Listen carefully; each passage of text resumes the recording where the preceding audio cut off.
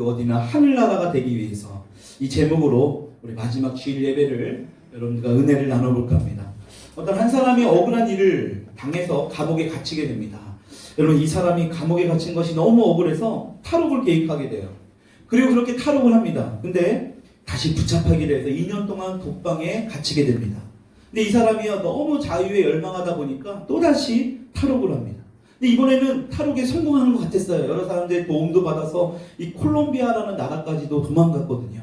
근데 그곳에서 수녀 원장이 그를 속임을 통해서 다시 감옥에 잡히게 됩니다. 그렇게 독방에서 5년 동안을 지나면서 이제는 이 죄수가 탈옥을 못하도록 악마의 섬이라는 곳으로 유배를 보내버립니다. 그곳은 사람의 인적이 없는 곳이에요. 섬이니까 일반 배도 다니지 않는 곳입니다. 그래서 이 죄수들을 지키는 어떤 간수도 없어요. 왜냐하면 이 섬 주변에는요, 이 식인 상어들이 엄청나게 많이 있습니다. 그러니까 이건 탈옥 자체를 할 수가 없는 겁니다. 그래서 이 섬에 갇히게 된 이 죄수가요, 이 섬에서 이제는 죽게 된 거예요. 최고의 형벌이라고 할 수 있는 거죠. 여러분, 근데 이 사람이 이 섬에서 나이를 먹고 이빨이 빠지고 늙어가면서 그럼에도 이 사람의 마음 가운데 탈옥을 계획한 거예요. 결국 마지막에 어떤 장면이 나오냐면 야자수를 엮어서 이 바다에 확 던져서 이 야자수 나무가 바다에 뜨게 한 다음에 본인도 바다로 뛰어듭니다. 이러면서 영화가 마무리하게 됩니다. 이 영화의 제목이 뭘까요? 영화의 제목이 맞아요. 빠삐용이에요. 빠삐용. 여러분들 한 번쯤은 들어봤을 그 빠삐용. 제가 이 영화의 이야기를 왜 말씀을 드리느냐, 우리의 삶 가운데도 이 영화 속에 나오는 이 빠삐용처럼 오늘 우리가 사는 이 삶 속에서 계속해서 우리는 탈옥을 하려고 한다는 거예요. 뭔가 이 빠삐용처럼 우리의 삶에서 탈옥을 시도하고 있다는 거예요. 왜 탈옥을 하려고 할까? 내가 살고 있는 지금 이 자리가 행복하지 않다고 생각하기 때문에 우리는 자꾸만 탈옥을 하려고 합니다. 그래서 이 자리에서 벗어나려고 해요. 탈선이라고 하죠. 그렇죠? 우리 오늘날에 많은 사람들이 이렇게 하려고 합니다. 왜 우리가 이런 인생에서 자꾸 탈옥을 하려고 할까? 여러분, 단순해요. 그 이유는 지금 내가 있는 곳이 감옥이라고 생각하기 때문에. 내가 있는 곳이 감옥이기 때문에 감옥 밖으로 나가면 행복해질 것이라는 생각이 우리의 지배적인 생각을 하고 있다. 지금 있는 곳이 감옥이기 때문에 탈옥만 하면 우리는 행복할 수 있다.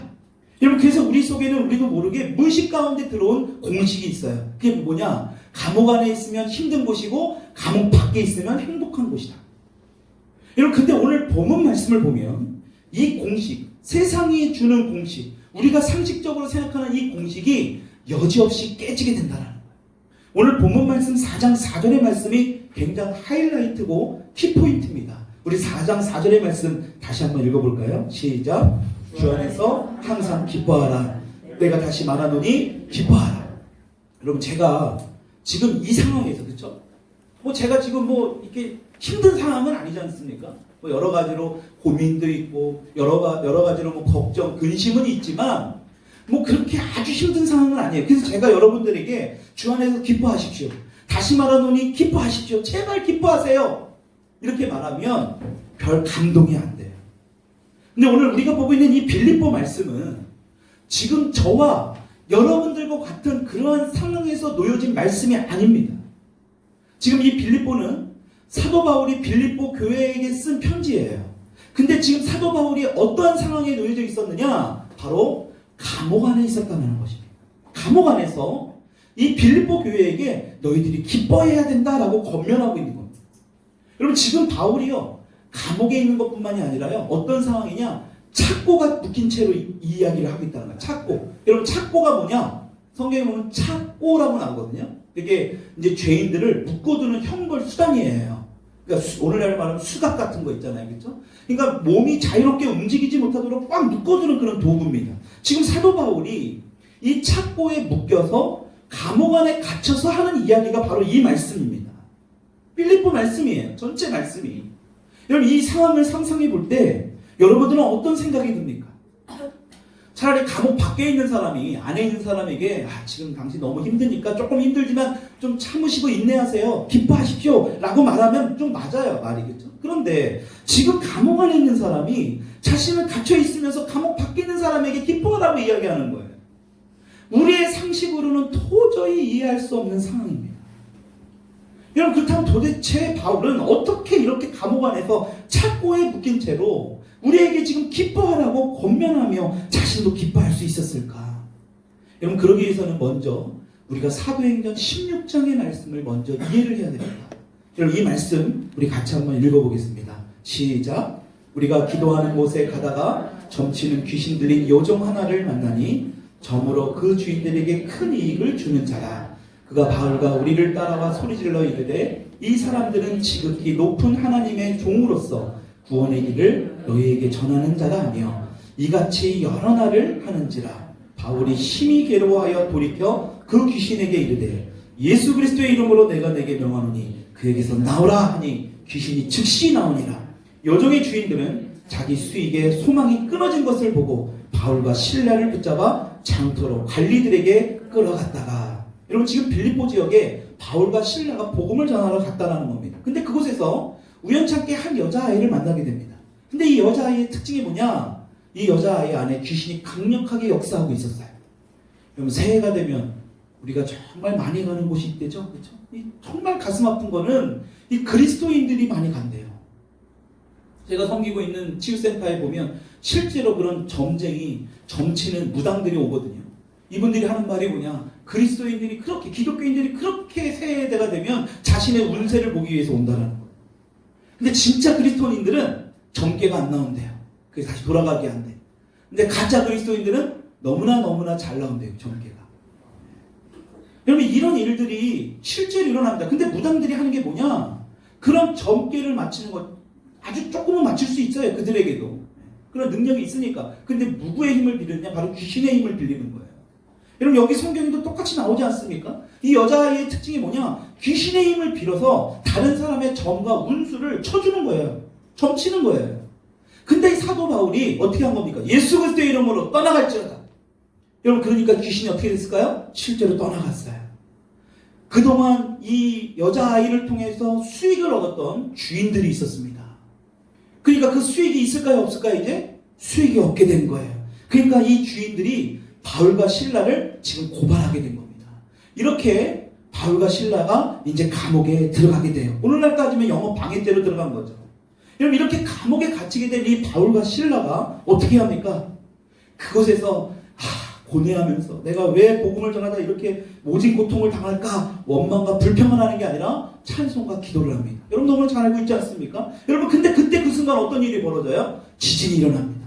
땅이 흔들리면서 이 감옥의 문이 열리고 그 안에 있는 죄수들이 다 옥문이 열린 것을 보고 도망가게 돼요. 그러자 그 감옥을 지키고 있던 이 간수가 이제는 모든 죄인들이 다 도망간 거잖아요. 여러분, 그때는 간수들이 다 책임을 져야 되는 거예요. 그러니까 이제 그 책임을 져야 될 것이 두려운 거죠. 오늘날 따지면 여러분들이 책임자고 팀장이고 뭐 어떤 프로젝트의 운영을 맡고 있는데 여러분들이 잘못해서 그 회사에 큰 뭐 해를 갖다 준 거예요. 그럼 여러분들이 책임져야 되지 않겠습니까? 이 당시에도 간수가 책임져야 되니까 너무나 이것이 두려운 가운데 자살하려고 했던 거예요. 이때에 바로 바울과 실라가 등장합니다. 이 간수는 다 도망갔을 거라고 생각했는데 이제 그 책임을 지고 이제는 나는 모든 것이 끝나서 자살하려고 하고 있는데 바울과 실라가 도망가지 않고 있었던 거예요. 이렇게 지금 바울과 실라를 본 이 간수가 깜짝 놀라면서 이런 얘기를 합니다. 선생이요, 어떻게 하면 내가 구원을 받을 수 있습니까? 갑자기 선생님이 됐어요. 그렇죠? 이 바울과 실라에게 어떻게 하면 내가 구원을 받을 수 있습니까? 그러자 바울이 이렇게 얘기합니다. 너무나 잘 알고 있죠? 주 예수를 믿으라. 그리하면 너와 내 집이 구원을 얻으리라. 여러분, 이거 너무나 잘 알고 있는 말씀이죠. 그렇죠? 이렇게 이 간수가 어떻게 됩니까? 그로부터 예수님을 믿고 세례를 받아서 오늘 본문에 나올 수 있는 이 빌립보 교회의 교인이 될 수 있었다는 것입니다. 여러분, 그렇다면 오늘 본문 말씀으로 돌아가서 지금 바울이 감옥에 갇혀있는 상황에서 빌립보 교인들에게 기뻐하라고 권면했을 때 이 다른 빌립보 교인들은 어땠을까요? 도대체 이게 뭔 소리야? 감옥에 갇혀서 복음도 전하지 못하는 그 상황에서 지금 우리한테 뭘 기뻐하라고 그래? 여러분, 지금 다른 사람들은 그렇게 이야기할 수 있습니다. 그렇죠? 여러분, 그런데 중요한 것은 다른 사람들은 다 그렇게 말할 수 있어도 이 빌립보 교회의 교인이 됐던 누구는 그런 생각을 하지 않았을까요? 바로 간수는 그런 생각을 하지 않았을 거예요. 왜? 본인이 직접 봤거든요. 자신이 간수로 있을 때, 감옥에 갇혀 있을 때 이 바울이 하나님을 찬송하고 기도하는 것을, 이 바울의 그런 모습을 이 간수는 직접 봤습니다. 저는 오늘 이 말씀을 준비하면서요, 2000여 년이 흐른 거예요. 우리 삶가, 우리는 지금 현재 2000여 년이 흘러서 이 메시지를 우리가 받고 있는 겁니다. 그렇다면 오늘 우리에게 주시는 메시지가 과연 무엇인가? 이 말씀을 통해서 우리에게 주시는 메시지가 도대체 무엇일까? 여러분, 요새 보면 뭐 소확행, 뭐 행복, 그렇죠? 뭐 욜로족, 막 이런 행복에 대한 어떤 이런 단어, 어떤 이러한 여러 가지 이런 이야기들이 굉장히 많아요. 그러니까 행복에 관련된 책도 많이 나오고요. 행복에 관련된 뭐 어떤 쇼핑, 뭐 어떤 이런 여행, 이런 것들이 막 엄청나게 쏟아지고 있습니다. 여러분, 이런 모습을 보면서 한 번쯤 여러분들이 생각해 봐야 될 게 있는 거예요. 왜 자꾸 이런 것들이 쏟아져 나오고, 왜 사람들에게 관심을 갖게 되는가? 왜 많은 사람들이 이것을 상품으로 이용해서 그것을 사람들이 많이 구매하게 되는가? 이용하게 되는가? 많이 보게 되는가? 여러분, 이걸 한 번쯤은 생각해 봐야 된다는 거. 여러분, 그것은 뭐냐? 지금 너희들이 살고 있는 삶이 행복하지 않다는 것입니다. 너희들이 지금 사는 삶이 행복하지 않으니까 지금 너희들이 이러한 것을 가지고 있으면, 이러한 것을 하면, 이러한 것을 너희들이 하게 되면, 행하게 되면 행복해질 수 있다라고 우리에게 계속해서 이야기하고 있는 거예요. 다시 말하면 지금 너희들이 있는 곳은 감옥 아니니까 감옥 밖으로 나가면 행복해질 수 있어 라고 끊임없이 우리는 이 세상 가운데서 듣고 있다는 것입니다. 여러분, 그렇다면 과연 저와 여러분들은 지금 감옥 안에 있습니까? 감옥 밖에 있습니까? 여러분, 이렇게 말하는 분도 있을 거예요. 아이, 목사님, 그냥 감옥 안에 있으면 감옥 밖으로 나가면 되지 뭐. 내가 가난하면 열심히 일해서 돈 벌면 되고, 내가 건강하지 못하면 열심히 운동해서 건강 챙기면 되지 않습니까? 여러분, 근데 중요한 게 있습니다. 중요한 건 뭐냐? 이 건강과 이 화려하고 부유로운 이 생활이 영원하지 못하다라는 거예요. 중요한 것은 우리가 건강하고 싶어도 건강하지 못할 때가 온다는 거예요. 지금처럼 돈을 아무리 많이 벌고 싶어서 열심히 24시간, 10시간 넘게 계속해서 일을 해도요, 이전처럼 벌 수 없는 은퇴의 시기가 온다는 것입니다. 여러분, 한번 생각해 보십시오. 그럼 그때가 되면 우리는 모두가 다 불행해지는 것일까요? 세상 사람들은 우리에게 끊임없이 그렇게 이야기하고 있어요. 그렇다면 그런 논리로 보면 우리는 그때가 되면 다 불행해야 되는 거예요. 우리가 아무리 노력을 해도 건강하지 못할 때가 오고, 아무리 돈을 벌고 싶어도 지금처럼 많이 돈을 벌 수 있는 시기가 안 와요. 그럼 모두 불행해지냐라는 거예요. 아닙니다. 절대 그렇지 않고 그렇게 돼서도 안 됩니다. 여러분, 오늘 성경을 보면 바울이 감옥에서 기뻐할 수 있었던 건 뭘까요? 최악의 상황에서도 이 바울을 억누르고 있는 것이 있어요. 근데 그 상황에 억누르고 있는 것에 지배되지 않는 하나님의 은혜가 있었기 때문이라는 거예요. 지금 바울은 여러 가지 상황 가운데 많은 사람들이 염려해 줄 수 있고 여러 가지로 근심과 걱정의 눈길로 볼 수 있는 겁니다. 근데 바울은 그 상황과 환경에 지배되지 않는 하나님의 은혜가 있었다는 거예요. 오늘 저와 여러분들에게 2019년도 마지막으로 드리는 이 예배 가운데 이 바울에게 임했던 하나님의 은혜가 있기를 축원합니다. 여러분, 어떤 상황이 있어도 이런 하나님의 은혜가 있잖아요. 우리는 그러면 그것이 바로 하늘나라가 될 수 있는 거예요. 그래서 감옥에 있어도 우리는 기뻐할 수 있고 행복할 수 있는 겁니다. 그렇다면 우리도 이 바울이 받았던 이 하나님의 은혜, 여러분, 은혜는 뭘까요? 다른 말로 말하면 선물입니다. 선물은 이미 우리에게 하나님이 주셨어요. 자, 선물은 내가 노동하고 고생해서 받는 게 아니라 거둬주신 겁니다. 문제는 우리는 다, 최소한 여기 있는 분들은 하나님의 선물을 다 받으신 분이에요. 은혜를 받은 분이에요. 근데 그것을 열고 그것을 누리는 것은 내가 하는 겁니다. 하나님이 그것까지 해주시진 않아요. 그 은혜를 바라보고 그 은혜를 붙들고 그 은혜를 기억하고 그 은혜를 생각하고 살아가고 그 은혜를 누리는 건 우리가 해야 되는 거예요. 그러면 그렇게 하기 위해서 우리가 해야 될 게 과연 무언가, 두 가지를 좀 살펴보려고 합니다.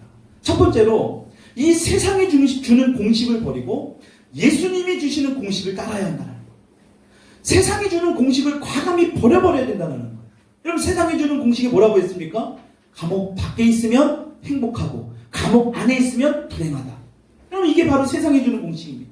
그래서 내가 병이 들어 있으면 불행한 거예요. 근데 내가 건강하면 행복해요. 내가 가난하면 불행한 겁니다. 근데 내가 돈이 많으면 행복하다고 생각해요. 이게 바로 뭐냐? 세상이 주는 공식이에요. 우리 수학 시간에 공식 많이 외우셨죠? 우리도 알지도 못하게 우리 가운데 이미 스며들어와 버렸어요. 그러니까 교회 와서 하나님의 말씀을 보니까 세상과 그동안에 내가 배웠던 게 너무나 다른 거예요. 그러니까 뭐예요? 혼란이 오는 거예요. 처음에 교회 오신 분들의 특징이 바로 그거잖아요. 혼란이 오는 거예요. 내가 여태까지 봤던 건 그게 아닌데 하나님의 말씀은 그렇지 않네. 몇십 년을 다나도 바뀌지 않는 분들도 있죠. 계속해서 그런 공식을 들었지만 그게 내 삶에서 적용이 안 되니까 나하고 아무 상관이 없어진 겁니다. 여러분, 이게 더 무서운 거예요. 세상에 주는 공식이 바로 이겁니다. 내가 병이 들면 불행하고 내가 돈이 많으면 행복하고. 여러분, 그런데 여러분, 가난해도 행복한 사람이 있고요, 몸이 건강하지 못해도 정말 그것에 감사하는 사람들이 있습니다. 눈에 보이지 않아서 실제로 아내와 딸들에게 자신의 말을 대신 적게 했던 사람이 있어요. 신라곤과 복락곤을 쓴 존 밀턴이라는 사람입니다. 이 사람이 뭐라고 얘기하느냐? 사람의 마음이 천국을 만들고 또 지옥을 만든다. 사람의 마음이. 여러분, 헬렌 켈러 알죠? 유명한 헬렌 켈러. 여러분, 이 헬렌 켈러가요 19개월 만에 눈과 이 귀를 다 잃어버렸어요. 보지도 못하게 되고 듣지도 못하는 상황에 처해집니다. 근데 이 헬렌 켈러가 노년이 돼서 이제 천국에 갈 나이가 됐을 때 이렇게 고백을 했대요. 뭐라고 얘기했냐?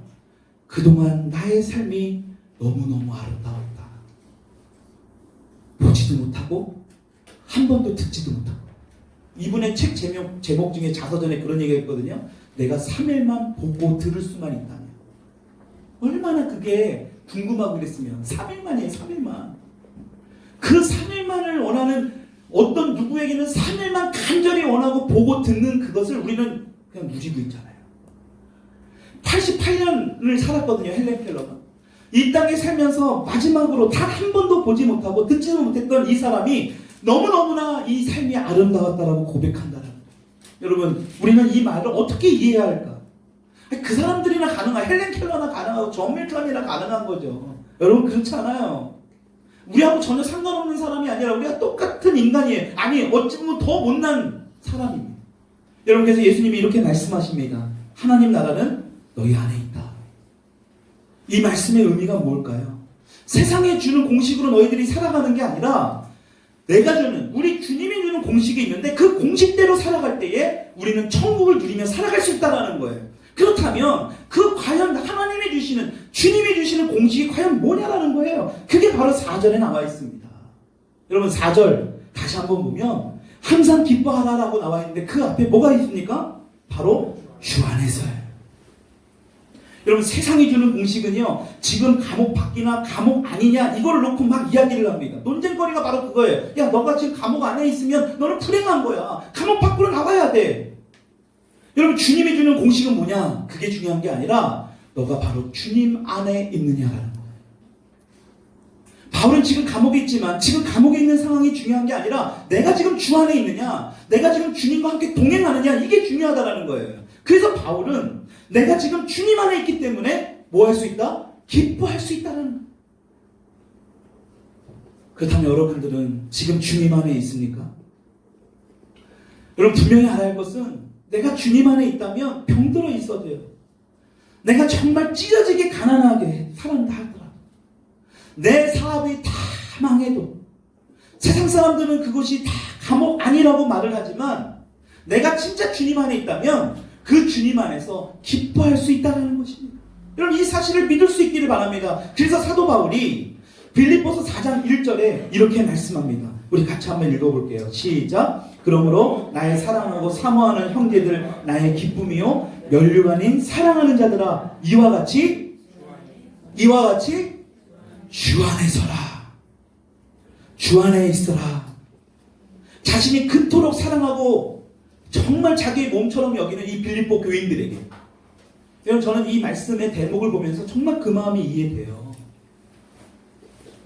정말 여러분들 한 사람 한 사람을 놓고 기도할 때, 여러분들 한 사람 한 사람에게 제가 카카오톡을 통해서 여러분들의 말씀에 댓글을 하나하나 달아갈 때에 솔직히 제 마음 가운데 아직까지 여러분들이 바로 서지 못하고 하는 모습 보면서 정말 절망될 때가 많아요. 그러나 여러분들을 항상 축복하고 사랑하는 마음으로 댓글을 달다는 사실을 믿으시기 바랍니다. 여러분, 사도 바울은 그런 마음이에요.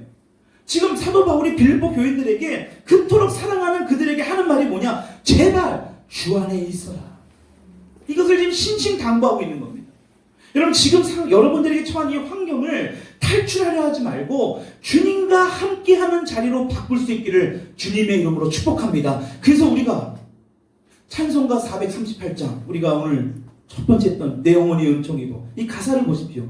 내 영혼이 은총 입어 중한 재질 벗고 보니 슬픔 많은 이 세상도 천국으로 화하도다.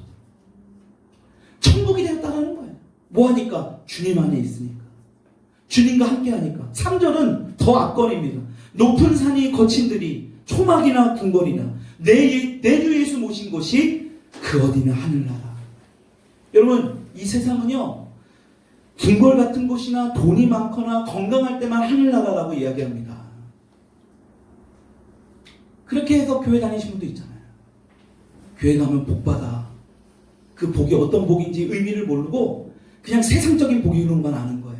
돈 많이 벌고 네 남편 출세하고 네 아들 다 서울대 연대고대 가고 네가 원하는 대학 다 가고 네가 원하는 큰 집에서 살아가고. 여러분, 우리는 그렇게만 볼 때에 진짜 교회 잘 다니고 믿음 좋은 사람이라고 착각하고 있는 겁니다. 여러분, 절대 그렇지 않습니다. 주님은 그것이 중요한 게 아니라는 거예요. 초막이나 가난하거나 몸이 아플 때 세상 사람들은 감옥이라고 말하지만 주 안에 있는 사람들, 주님과 함께하는 사람들, 여러분, 그 사람들을 하나님의 나라가 임하게 된다. 그것이 감옥이어도 너희들이 기뻐할 수 있다는 거예요. 여러분, 그래서 좀 전에 살펴본 이 사도행전에 나오는 이 빌립보 간수, 늘 철창 밖에 있었어요. 그렇죠? 여러분, 잘 생각해 보세요. 늘 철창 밖에서 철창 안에 있는 죄수들을 본 거잖아요. 감시하는 겁니다. 그 간수가 어떤 생각을 했을까요? 에휴, 저 불쌍한 인간들, 저 안에서 얼마나 죄를 졌으면 저렇게 안에 갇혀 있어. 감옥 밖에 있는 자신은 굉장히 행복한 사람이라고 생각했을 겁니다. 여러분, 근데 인생은 그렇지가 않잖아요. 죄수들이 다 도망가게 되는 상황입니다. 한순간에 자기의 모든 책임을 져야 되는 상황이에요. 한순간에 자신의 일자리를 쫓겨나게 되는 그런 상황입니다. 그때 뭘 봤을까요? 초라하고 나약하고 연약한 자신의 모습을 보지 않았겠습니까? 얼마나 이게 허무했겠습니까? 이 간수가 그동안 얼마나 자신의 삶이 이것이 얼마나 중요했는지 자살까지 하려고 했던 거예요. 생명을 끊으려고 했던 겁니다. 여러분, 이것이 그동안 간수의 인생이에요. 전 이걸 보면서 우리의 인생도 똑같다. 우리는 어찌 보면 이 세상에서 돈을 벌고 이 세상에서 조금 더 높아지려고 하고 조금 더 많이 가지려고 하고 조금 더 많이 누리려고 하는 그러한 거에만 우리는 열중하고 살았던 이 간수의 모습이 있다는 거예요. 여러분, 그러나 우리 주님 안에서 주님과 함께 했던 이 바울은요, 감옥 안에 살았지만 그 감옥 안이 오히려 기쁘고 감사하고 행복했던 거예요. 그러니까 이 간수가요, 이 바울에게 이러한 모습을 하니까 뭐라고 호칭했어요? 죄인인데 선생님이라고 호칭을 붙인 겁니다. 그래서 내가 어떻게 구원을 받을 수 있냐? 이전과는 완전히 다른 자세로 간절히 이 부분에 대해서 바울에게 묻고 있었던 겁니다. 그래서 주 안에 있는 것, 주님과 함께 있는 것이 이렇게 중요하다는 것입니다. 우리가 지난 시간에도 봤지만 요셉이 13년 동안 노예로 팔려가기도 하고 억울한 누명으로 감옥에 갇힙니다. 그렇죠? 이것을 견딜 수 있었던 것, 여러분, 우리는 잘못 생각하면 이것이 요셉에게 준 하나님의 꿈이 있었기 때문에 그 13년을 견디고 있었던 것이다. 전혀 그렇지 않습니다. 성경을 보게 되면 창세기 39장 2절, 39장 21절에 우리 같이 한번 읽어볼까요? 시작. 여호와께서 요셉과 함께 하심으로. 또 21절을 보니까 여호와께서 요셉과 함께 하시고, 하나님이 함께 하셨기 때문에 요셉에게 주었던 그 꿈이 아니라 하나님이 지금 주 안에서 요셉과 늘 동행하셨기 때문에 요셉은 감옥 안에서도 행복할 수 있었다는 거예요. 여러분, 그러나 요셉은 그 감옥 안에서도 하나님과 함께 했기 때문에 그 감옥 안이 우리 세상 사람들이 볼 때는 불행한 것이고 다 끝난 것이라고 생각했지만 그 요셉은 승리할 수 있었다는 것입니다. 여러분, 2019년도를 마무리하는 이 시점에서 다가오는 2020년도를 맞이하는 우리의 지금 위치이지 않습니까? 다른 세상 사람들처럼 12월 31일 12시 땡 되면 종소리 들으면서 새해를 계획하고 마음을 다시 다잡고 그렇게 하실 것입니까? 매일마다 똑같이 떠오르는 태양은 똑같은데 그 일출 보면 뭐가 바뀌죠? 여러분, 태양은 똑같아요. 1월 1일날 해가 뜨는 걸로 보면서 여러분 마음을 다시 한번 사로잡고 다시 새해를 맞이할 것입니까? 여태까지 그런 모습이 우리 가운데 있지 않습니까? 여러분, 근데 중요한 건 뭐냐? 그게 중요한 게 아니라 내가 주님 안에 있느냐, in Christ. 주님과 함께 동행하느냐, 주님과 함께 이 새해를 맞이하느냐, 이게 진짜 중요하다는 것입니다. 저는 저와 여러분들에게 이 주님 안에서 주님과 함께하는, 그리하여 주님과 동행하는 새해를 맞이할 수 있는 저와 여러분들이 되기를 축원합니다. 그래서 새벽 기도를 해야 돼요. 그래서 주님 앞에 나와야 돼요. 주님과 함께 동행할 수 있기를 축복합니다. 두 번째로, 바울이 받았던 환경을 초월한 은혜를 누리기 위해 목적이 분명해야 된다. 여러분, 바울은요, 목적이 분명했습니다. 어떻게 할 수 있냐? 사도행전 20장 24절의 말씀입니다. 같이 한번 읽어볼게요. 시작. 내가 달려갈 길과 주 예수께 받은 사명 곧 하나님의 은혜의 복음을 증언하는 일을 마치려 하면은 나의 생명조차 조금 더 귀한 것으로 여기지 아니하노라. 여러분, 이 말씀을 보게 되면 바울은요, 주 예수님께 받은 소명이 분명했다라는 거예요. 그게 뭡니까? 복음 전하는 길. 복음 전하는 것이 바울이 분명하게 받았던 사명이에요. 목적이 분명했다라는 겁니다. 이 복음을 전하는데 자신의 생명은 중요하지도 않대요. 이렇게 분명한 목적이 있었던 겁니다. 이렇게 목적이 분명하게 있으면 우리의 인생은 흔들리지 않아요. 그래서 우리는 가끔 이런 질문을 해야 돼요. 내가 왜 사는가? 그럼 한번 질문을 스스로 한번 해보죠. 내가 도대체 무엇 때문에 살아가고 있는가? 그럼 진짜 불쌍한 사람은 뭘까요? 내가 왜 살긴 사는데 왜 사는지 모르는 거예요. 목적이 없는 거예요. 방향이 없는 거예요. 내가 가야 할 곳, 내가 2020년도도 어디로 가야 할지를 모르는 거예요. 왜 2019년도까지 그렇게 살아왔거든요. 2020년도 남은 내 생애가 어떤 방향으로 가야 될지 모르는 거예요. 그러니까 뭐가 될까요? 자꾸 좌충우돌하게 되는 거예요. 여기 기웃댔다가 여기가 아닌 것 같아. 그럼 저기가 맞을까? 한번 따라가 봤다가 또 아닌 것 같아. 여러분, 주님은 그래서 우리에게 분명히 말씀하십니다. 빌립보서 2장 13절에 이렇게 말씀하고 있습니다. 같이 한번 읽어볼게요. 시작. 너희 안에서 행하시는 이는 하나님이시니 자기의 기쁘신 뜻을 위하여 너희에게 소원을 두고 행하게 하시나니. 아멘. 이 말씀이 얼마나 위로가 되는지. 갈 길을 알지 못하고 방황하는 우리들에게 하나님께서 뭐라고 말씀하시느냐? 저와 여러분들에게 소원을 두셨대요. 소원이 뭐예요? 바라는 거예요. 천지를 창조하시고 모든 것의 주인 되신 그 하나님께서 우리에게 소원을 두셨대. 와우, 이건 엄청난 감사할 일 아닙니까? 진짜 쓰레기 같은 우리에게, 죄로 가득한 우리에게 하나님의 소원을 두셨대요. 내가 왜 살아가야 하는지, 내가 무엇을 향해 살아가야 하는지를 그걸 기대하면서 그것을 행하게 하는 분이 바로 우리의 하나님이라는 거예요. 여러분, 사도 바울에게 이러한 분명한 목적이 있었던 겁니다. 그래서 이 예수 그리스도의 복음을 전하는 일이 자신의 분명한 목적이 있었다는 것을 빌립보서 1장 13절에 이렇게 말씀하고 있습니다. 같이 한번 읽어볼게요. 시작. 이러므로 나의 메인이 그리스도 안에서 모든 시위대 안과 그 밖에 모든 사람에게 나타났으니. 여러분, 지금 나의 메인이라는 말이 뭐냐면 이 바울이 지금 감옥에 갇혀있다는 거예요. 근데 지금 감옥에 갇혀있게 돼서 일어난 일이 뭐냐? 나를 지키는 지금 시위대, 그렇죠? 지금 이 사도 바울과 많은 죄인들을 지키는 시위대, 또 그 밖에 모든 사람에게 나타났대요. 무엇이 나타났냐? 바로 황실에 있는 사람들에게 그리스도를 알릴 수 있는 기회가 나타났다는 뜻입니다. 그러니까 내가 이 감옥에 들어오지 않았다면 시위대 아니라 황실의 복음을 전할 수 없었을 텐데, 지금 바울은 자신이 감옥에 있었기 때문에 시위대 사람들이나, 시위대 사람의 경우에 뭐예요? 권위자들이에요. 권력자들입니다. 그들에게 복음도 전하고 심지어는 황실 안에까지도 복음을 전했대요. 그래서 오늘 우리가 읽은 4장 22절에 결말을 보게 되면 마지막 4장 22절을 한번 읽어볼게요. 올려져 있나요 혹시?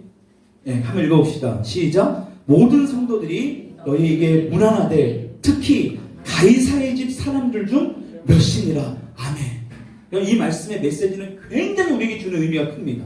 가이사의 집 사람들이에요. 여러분, 가이사가 누굽니까? 로마의 황제예요. 시저.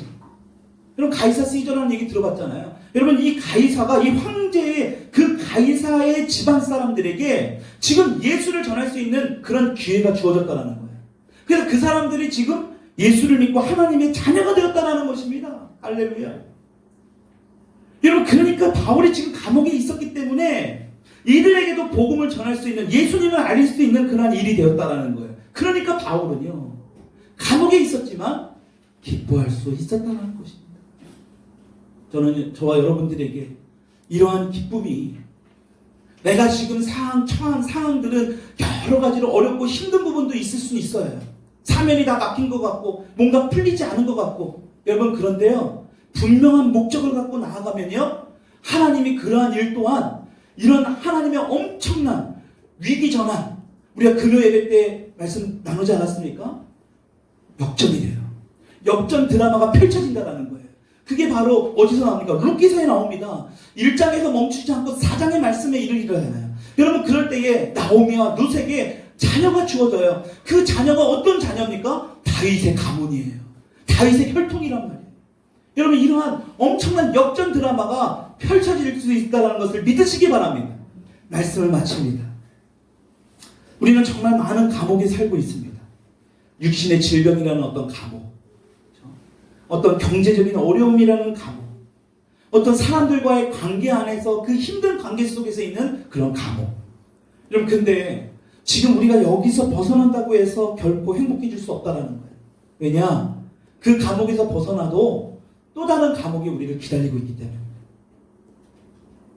또 다른 어려움이 우리 삶 가운데 있기 때문에 그래요. 여러분 2019년도 잘 보세요. 내 마음대로 내 뜻대로 살았던 거에 과연 몇 번이나 있는지. 내 뜻대로 되지 않는 것이 우리의 인생입니다. 내 뜻대로 되지 않는 것이 진짜 감사해요. 만약에 내 뜻대로 되면요 하나님 안 찾습니다.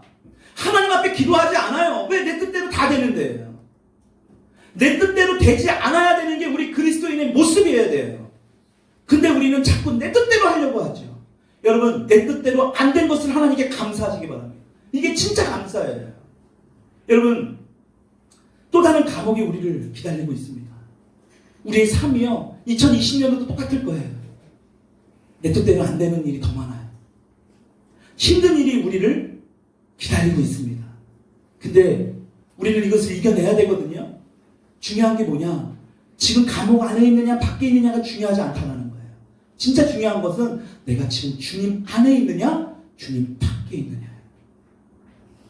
내가 지금 주님과 동행하고 있느냐, 내가 주님 없이 내가 혼자 가고 있느냐. 저는 우리 덜림교회가요 정말로 주님 안에 동행할 수 있는 여러분들이 되기를 저는 정말 기도합니다. 왜 그러느냐? 주님 밖에서 살아가다가 그 결말이, 그 끝이 어떻게 될 거라는 건 뻔히 보여진 거기 때문에 저는 여러분들이 정말 주님 안에서 진짜 한번 생명을 한번 걸어봤으면 좋겠어요. 특히 우리 다음 세대들 정말 여러분들이 목숨을 다해 한번 주님 앞에 걸어봤으면 좋겠어요. 주님 정말 책임져 주나 안 주나. 근데 저는 제가 볼 때는 한 다리 한 다리씩 다 걸치고 있는 것 같아요. 난 주님 믿는데 온전히 믿지는 못할 것 같아요. 그러니까 한 다리씩 걸쳐놓는 거예요. 그러니까 주님이 어떻게 하실까요? 그 한 다리를 띄려고 계속 훈련시키는 거예요. 한 다리를 띄게 하려고. 야, 나한테 모든 걸 맡겨야 돼. 주님 안에 있느냐? 그리고 이렇게 주 안에 있는 자들에게 주시는 하나님의 목적에 집중할 때에 하나님이 우리를 부르시고 하나님께서 우리에게 뭘 주셨다고요? 하나님이 소원하는 것을 이미 넣어주셨다는 거예요. 여러분 그래서 때를 얻든 못 얻든 주님의 말씀을 전하고 우리에게 맡겨준 사람들을 잘 섬기면서 그 기도할 때에 하나님의 놀라운 역사를 경험하는 저와 여러분들이 될 줄 믿습니다. 그럼 2019년도 너무나 수고하고 고생하셨습니다. 다가오는 2020년도 주님 안에서 또 주님과 동행하면서 주님이 주시는 사명 잘 감당하면서 2020년도 마지막 주일 예배도 더 지금보다 기쁨으로 와, 내가 이만큼 영적으로 성장했구나. 내가 이만큼 우리 가정 안에서 내가 엄마로서 아빠로서 내가 부모로서 내가 현재의 위치에서 이만큼 내가 성숙해졌구나. 이것을 주님 앞에 더 감사할 수 있는 2020년도가 될 수 있기를 주님의 이름으로 축원합니다.